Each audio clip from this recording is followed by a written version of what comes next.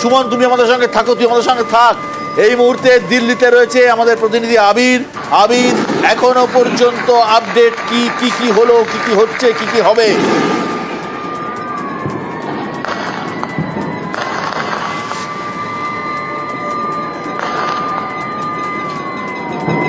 কেটে গেছে মনে হচ্ছে আবির। দিল্লির ফোন কি? হ্যাঁ, আমরা নজর রেখেছি, আবিরের সাথে আমরা যোগাযোগ করব। বিশ্বদা যেমনটা বলছিলেন, সুমনদা যেমনটা বলছিলেন, করাচি বন্দর চলছে পিওকের বাঘে ভারতীয় সেনার হামলা, একের পর এক হামলা। তার কারণ প্রথম যখন প্রত্যাঘাত এনেছিল ভারত, সেই সময় কিন্তু পাক সেনাদের টার্গেট করা হয়নি। বিশ্বদা, আবির রেডি রয়েছে, আমরা যদি আবিরের কাছে যাই। আবির, এই মুহূর্তের কি অবস্থা, কি হয়েছে, কি হচ্ছে, আর কি হবে, কি হতে চলেছে?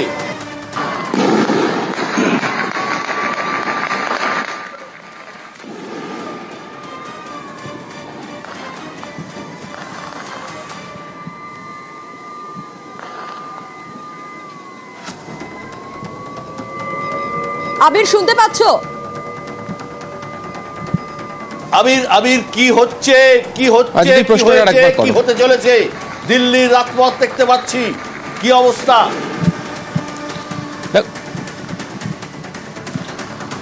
দেখো, সাম্প্রতিক সময় অন্তত এই ধরনের সমন্বয় রক্ষা করে তিন বাহিনীকে পাকিস্তানের মাটিকে কার্যত ধ্বংস করে দেওয়ার উদাহরণ লক্ষ্য করতে পারা যায়নি। একের পর এক যে যুদ্ধজাহাজ তা একেবারে আরব সাগরে তারা সেখানে মোতায়েন হয়ে গিয়েছে, সেখান থেকে লাগাতার আক্রমণ চালানো হচ্ছে এবং অনেকেই বলছেন যে 1971-এর পরে প্রথম করাচি পোর্টকে কার্যত এভাবে আক্রমণ করা হচ্ছে। দ্বিতীয়ত হচ্ছে ভারতীয় বায়ুসেনার তরফ থেকে একাধিক জায়গা, বিশেষ করে যে পিওকে যেখানে রয়েছে সেখানে গিয়ে বিভিন্ন যে জঙ্গি ঘাঁটিগুলো রয়েছে, যে লঞ্চিং প্যাডগুলো তাদের ছিল, সেখানে গিয়ে লাগাতার আক্রমণ চালানো হচ্ছে এবং অবশ্যই বিভিন্ন জায়গাতে ভারতীয় সেনার তরফ থেকে পাল্টা প্রত্যুত্তর দেওয়া হচ্ছে। যে সমস্ত জায়গাগুলোতে ভারী গোলাবর্ষণ চলছে সেখানে পাল্টা ভারতীয় সেনার তরফ থেকেও আক্রমণ করা হচ্ছে। এই যে ভারতীয় সেনা তাদের যে শৌর্য পরাক্রমের যে পরিচয়, এই তিন বাহিনী একসঙ্গে কার্যত কাজ করে পাকিস্তানকে সমুচিত জবাব দিয়ে কার্যত বুঝিয়ে দিয়েছে। তবে যারা প্রতিরক্ষা বিশেষজ্ঞ তারা বলছেন যে শুধুমাত্র লাহোর, ইসলামাবাদ বা করাচি নয়, পাকিস্তানি সেনার ক্ষেত্রে তাদের হচ্ছে নার্ভ পয়েন্ট হচ্ছে রাওয়ালপিন্ডি। আজকে সকালবেলা দেখতে পাওয়া গিয়েছিল যে রাওয়ালপিন্ডিতে যে ড্রোন অ্যাটাক স্টেডিয়ামের কাছে করা হয়েছিল, রাওয়ালপিন্ডিতে সেনার যে নার্ভ পয়েন্ট রয়েছে সেখানে গিয়ে ধ্বংস করতে হবে এবং ভারতীয় সেনা যদি সেই কাজ সম্পূর্ণভাবে করে ফেলতে পারে তাহলে পাকিস্তানের উঠে দাঁড়ানোর সুযোগ কার্যত আর নেই। তবে আজকে যেভাবে একের পর এক আক্রমণ চালানো হয়েছে তাতে কার্যত পাকিস্তানের কোমর কার্যত ভেঙে দিয়েছে ভারত। এখন পরবর্তী কিছু ক্ষেত্রে হচ্ছে যে জায়গাগুলোতে জঙ্গিরা লুকিয়ে রয়েছে বা যে বিভিন্ন জায়গা থেকে যে খবর আসছে যে অনেকে দেশ ছেড়ে পালিয়ে যাওয়ার চেষ্টা করছেন, বিভিন্ন জায়গাতে প্রাইভেট জেটের যে মুভমেন্ট হচ্ছে সেগুলোকে যদি পুরোপুরিভাবে বন্ধ করে দিতে পারা যায় তাহলে পাকিস্তানের মাটি থেকে যে সন্ত্রাসবাদ নিয়ে বারবার ধরে অভিযোগ করছিল সেটা কার্যত সমূলে উৎখাত করা যাবে, এমনটাই মত প্রতিরক্ষা বিশেষজ্ঞদেরও। আবির, প্রায় মধ্যরাত্রি, প্রায় 1:30 বাজতে চলল। দিল্লিতে কি প্রধানমন্ত্রী এবং অন্যান্য মন্ত্রীরা, এনএসএ বা ডিফেন্সের কর্তা ব্যক্তিরা এখনই কি বৈঠকে রয়েছেন? এখনো কি প্ল্যানিং বা প্রোগ্রামিং বা অন্য কিছু চলছে ভবিষ্যতের জন্য?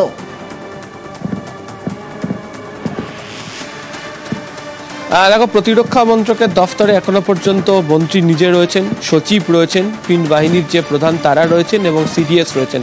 প্রসঙ্গত আজকেই বাহিনীর প্রধানদেরকে তাদের নির্দিষ্ট জায়গাতে বিশেষ কতগুলো লোকেশনে যাওয়ার জন্য বলে দেওয়া হয়েছিল। সম্ভবত সেই কাজও তারা শুরু করে দিতে চলেছিলেন এবং অন্যদিকে অবশ্যই গোটা অপারেশন যিনি নজরদারি করেছেন তিনি হচ্ছেন এনএসএ। তিনি এখনো পর্যন্ত নজর রাখছেন এবং এই সময় পর্যন্ত যে ধরনের আক্রমণ ভারতের তরফ থেকে করা হয়েছে বা যে ধরনের আক্রমণ পাকিস্তান করার চেষ্টা করেছিল সেটাকে ভারত কীভাবে রুখেছে সেই সংক্রান্ত যে যাবতীয় রিপোর্ট এনএসএর তরফ থেকে প্রধানমন্ত্রীর কাছে ইতিমধ্যেই পাঠানো হয়েছে বলে সূত্রের খবর। অনেক ধন্যবাদ আবির। আপাতত তোমার সঙ্গে আর যোগাযোগ করছি না, তার কারণ তুমি পরিস্থিতির উপর নজর রাখো। তো আমরাও বুলেটিনে থাকছি। এই মুহূর্তে রাত্রির 1:30 বাজতে চলেছে এবং ভারতের লাগাতার আক্রমণ জারি রয়েছে। আমরাও রাত জাগছি, দর্শকরাও রাত জাগছেন। সোনিয়া, একেবারে বিশ্বদা, এবং 1971-এর পর করাচিতে ভারতের এই প্রথম হানা। 2025-এ করাচি বন্দর যেরকম জ্বলছে সেরকম আকাশপথে, জলপথে, স্থলপথে চারিদিকে কিন্তু হামলা চালানো হয়েছে এবং অল আউট অ্যাকশন ভারতের তরফ থেকে।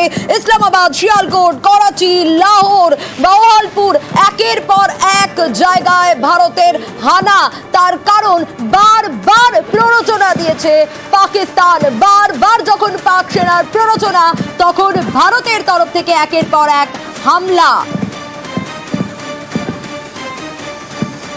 এবং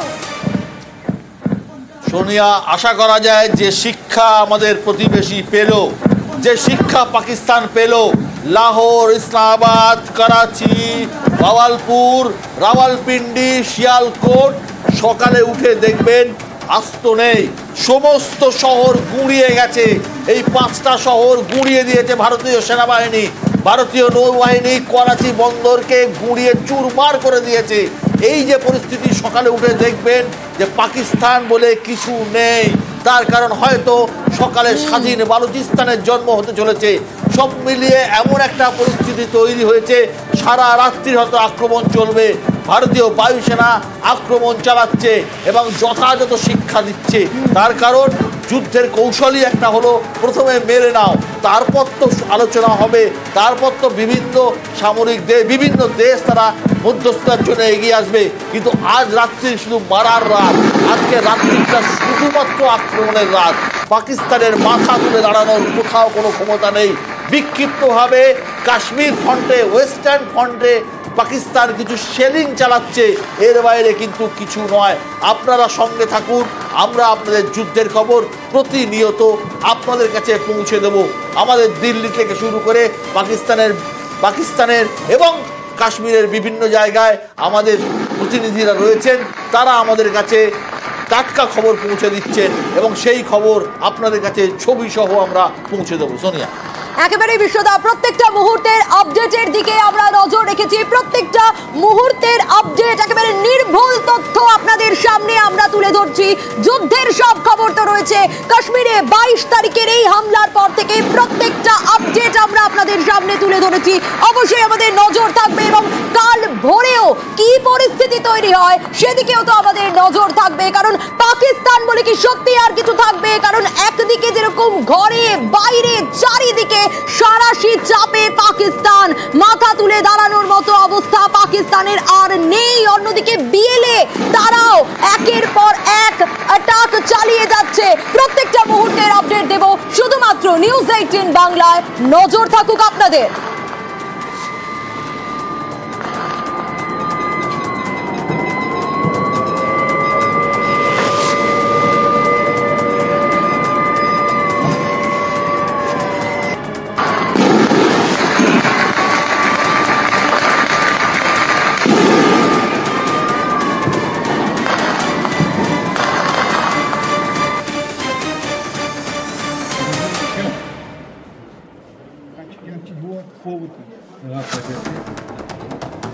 পাকিস্তানের 16টি শহরে ভারত হামলা চালিয়েছে।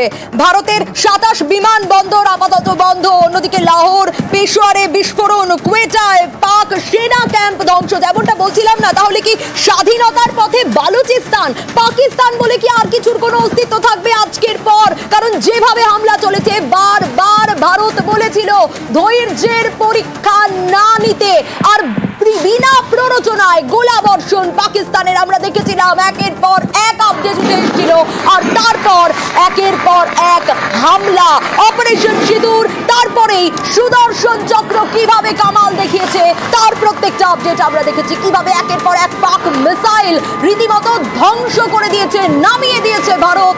আমরা দেখেছি একের পর এক যুদ্ধ বিমান, পাক যুদ্ধ বিমান ভারত নামিয়ে দিয়েছে।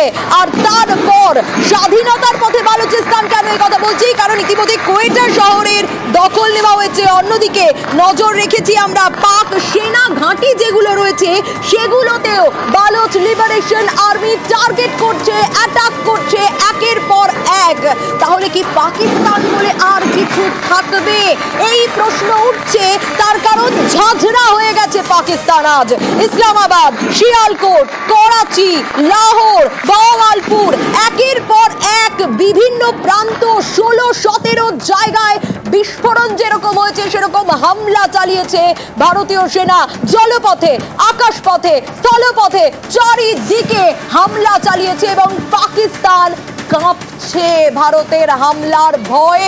আগেই 22 তারিখের পরই পাকিস্তান বুঝে গেছিল কোথাও গিয়ে এবার জবাব পাবে তারা, কিন্তু প্রথম প্রত্যাঘাত যখন হয়েছিল সেই সময় দাঁড়িয়ে প্রত্যাঘাতের সময় কখনো পাক সেনাকে টার্গেট করা হয়নি একবারের জন্যও। ভারতীয় সেনা কি করেছিল প্রত্যাঘাতে অপারেশন সিঁদুরে?